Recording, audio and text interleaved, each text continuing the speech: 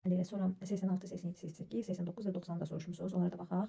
Deməli 86 bloklar sistemində eyni zaman ərzində 4 M kütləli cismə təsir edən ipin gərilmə qüvvəsinin M kütləli cismə təsir edir. Aha, deməli deyir ki, 4 M kütləli cismin gərilmə qüvvəsinin M kütləli cismin ağırlıq qüvvəsinə işinə nisbətini soruşur bizdən. Aha, gəlin əvvəlcə M kütləli cismin ağırlıq qüvvəsini soruşursa, M kütləli cismin ağırlığını göstərəndə mg. Deməli bu ipin gərilmə qüvvəsi T-dir. Deməli biz bilirik ki, eyni ipdə yaranan gərilmə qüvvələri eynidir. Yəni ipi belə fırlatdıqca bunların hamısı T-dir. Aha, qeyd edək T, burada da T-yə bərabərdir. Sonra deməli bu cismin, deməli burada isə 2T-yə bərabərdir. Bunu qeyd elədik. Biz bilirik ki, yuxarı təsir edən qüvvələr, aşağı təsir edən qüvvələr bərabərdir. Deməli yuxarıya doğru 2T-dirsə, aşağıya doğru təbii ki, bu T-lərin cəmi mənə 2T-ni verir. Deməli qüvvənin işinə nisbətən onu hesablayın. Aha, deməli burada həm tərpənən blok var, həm də tərpənməz blok var. Bu cisim əgər A təcili ilə aşağı düşürsə, müəyyən qədər yol qət edir. Bu cisim A təcili ilə aşağı düşən zaman biz bilirik ki, ipin ucundakı təcil yükə təsir edən təcildən 2 dəfə çoxdur. Həmçinin H-ımız da 2H-a bərabər olur. Onda M kütləli cismin təcili də eyni qaydada bizə 2A-nı, hündürlüyü də 2H-ı verəcək. Bu da yuxarıya doğru 2A, 2H. Bu isə bura tərpənən blokdur. Deməli burada A təcilini aşağı doğru artıramsa və yerini H qədər dəyişirsə, ipin ucundakı yer dəyişmə 2 dəfə çox, təcilin də 2 dəfə çox olduğundan 2H 2A-ya bərabər olur. Bu isə bizə tərpənməz blok olduğundan təcilin və H-ım nə qədərdirsə eyni qaydada 2A 2H olduğu kimi qalır. Dəyişmir yəni.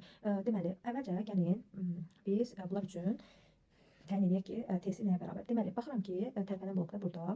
Deməli mənim cismim deməli aşağıya doğru buna 4 mg ağırlıq qüvvəsi təsir. Mən burada ipin gəlmə qüvvəsini tapmaq istəyirəm. Cisim aşağıya doğru artırılırsa, deməli mən 4 mg-dən 2T-ni çıxacağam. Belə yazaq. 4 mg çıxaq 2T bərabərdir nəyə? 4 m-a-ya. Hərəkət tənliyini yazırıq da. Deməli bu tərəfdə isə tərpənən blok üçün yenə hərəkət tənliyini yazarıq. Cisim yuxarıya doğru qalxdığından, deməli gəlmə qüvvəmizdən çıxacağıq mg ağırlıq qüvvəsini bərabər eləyəcəyik. M vuraq. Baxın 2 dənə A. Yəni 2A-ya. 2A-ya vuracağıq. Aha. Buradan aldıq 2 dənə sistem tənliyi. Mən bu sistem tənliyin aşağısını 2-yə vuracağam. Deməli alıram ki 4 mg çıxaq 2T bərabərdir 4 m-a. Buradan da alıram 2T çıxaq 2 mg bərabərdir 4 m-a. Aha, buradan deməli mən bunları nə edə bilərəm? Tərəf-tərəfə çıxaram. Tərəf-tərəfə çıxanda 4 mg çıxaq 2T çıxaq 2T üstə gəl 2 mg bərabərdir 0. Buradan T-ləri tapanda -4T, mg'lər də digər tərəfə keçəndə 6 mg. Deməli hər iki tərəfini 4-ə bölsəm, buradan T-mi taparam ki, nəyə bərabərdir? 1/5 mg-yə bərabərdir. Gəlmə qüvvəmi tapdım. Deməli gəlmə qüvvəmi gətirsəm, düsturda yerinə yazsam, aha burada yerinə yazıram.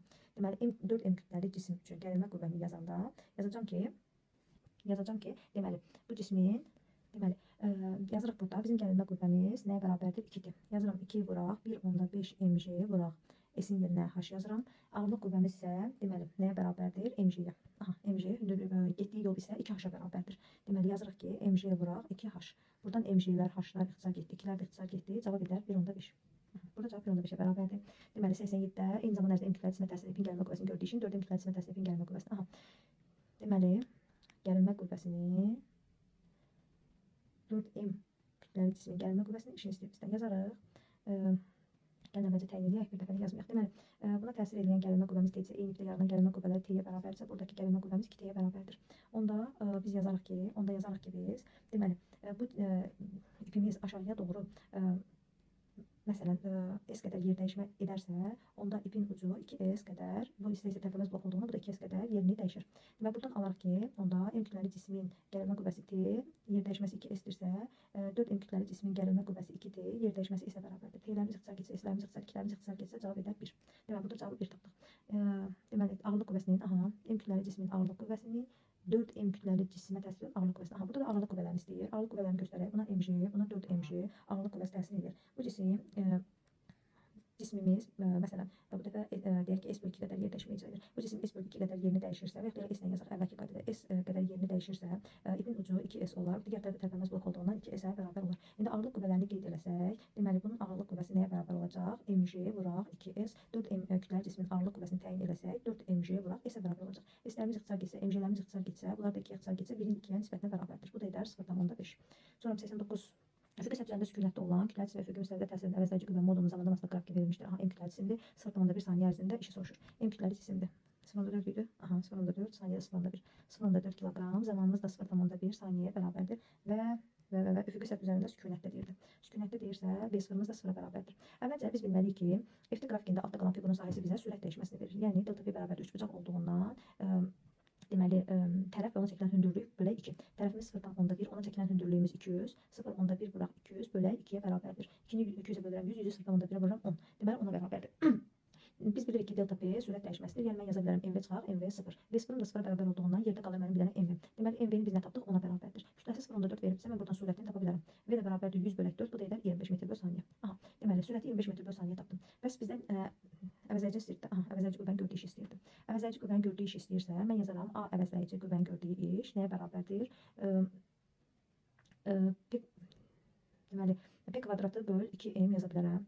Və yaxud MV kvadratı böl 2 də yaza bilərəm. Yəni, əvəzləyici qüvvənin son impulslar fərqinə başlanan impuls çıxıram, yoxsa son sıfıra gedir. P-miz də hazır burada var idi, V-ni tapmağa ehtiyac yox idi. Onun kvadratı 100 bölək 2 bıraq 0,4. Bu da edər 0,8, 1000-i də 8-ə bölərəm. 1000-i də 8-ə bölərəm. 1, 2, 5. 125 joule bərabərdir. Yəni, V-ni tapmaq olardı. MV kvadratı böl 2 ilə başlanan sürət 0, V-ni tapmışdım. Dedim, oradan taparım, amma hazır yuxarıda impuls var idi. Deməli, 90-cı sual. Elastiki qüvvənin modulunu yayın uzanmasına asılılığına əsasən yayı 0-dan 3x0-a qədər uzatmaq üçün görülən işi hesab edir. 0-dan 3x0-a qədər uzatmaq üçün görülən işi istəyir. Yayı deyir x0-dan x0-a qədər uzadanda, 0-dan 2x0-a qədər uzadanda görülən iş 3 olur. Deməli, əvvəlcə biz nə edirik? Gəlin birinci biz x0-dan uzadanda deyir, x0-dan 2x0-a qədər uzadan zaman işi tapaq. Deməli, x0-dan uzadan zaman deyirsə, biz bilirik ki, iş potensial enerjinin dəyişməsinin mənfi qiymətinə bərabərdir. Deməli, buradan da y potensial 2-dən biri son potensial enerjidən başlanğıc potensial enerjini çıxmaq deməkdir. Mənfi işarəsinə görə başlanğıcdan sonu çıxırıq biz. Deməli, başlanğıc potensial enerjimizdən son potensial enerjini çıxırıq. Başlanğıcda bunun qiyməti nəyə bərabərdir? Potensial enerji f və x-dan asılı olduğundan qrafikimiz f(x bölü 2) düsturu ilə həll edəcəyik. Onda mən yazaram ki, 1 üçün, yəni birinci x0-dır. x0 yazaram f vuraq x0 bölü 2. İkinci üçün isə f vuraq 2x0, 2x0 bölü 2-yə bərabərdir. Ortaq məxrəcə gətirsəm, çıxsam, alaram mənfi f x0 bölü 2. Deməli, buradan da aldıq ki, bu nəyə bərabərdir? Bizdə 3-ə bərabərdir. İşte, təbii ki, skalyar kəmiyyət olduğundan biz bunu modula salaq. Deməli, 3 joule bərabərdir. İndi isə gəlin ikincini tapaq. Deyir ki, 0-dan 3x0-a qədər uzatmaq üçün. Yenə onda y potensial 1 çıxaq, y potensial 2 isə, bu dəfə 0-dan uzadır. 0-dan uzadırsa, deməli, f x0-ın yerinə 0 yazanda avtomatik 0 alınır. 3x0-a qədər uzadırsa, f vuraq 3x0 bölək 2. Deməli, burada da alıram ki, mənfi f3x0 bölək 2. Yəni, bu da modula salaq. Deməli, aldıq ki, f 3x0 bölək 2. Biz bildik ki, nə bildik? f x0 bölü 2'miz 3'dürsə, buradan yazaram ki, 3 vuraq f x0 bölü 2. Bu mənə 3'ü verirsə, deməli 3 vur 3'üm nəyə bərabərdir? 9 joule. Deməli 9 joule bərabər imiş.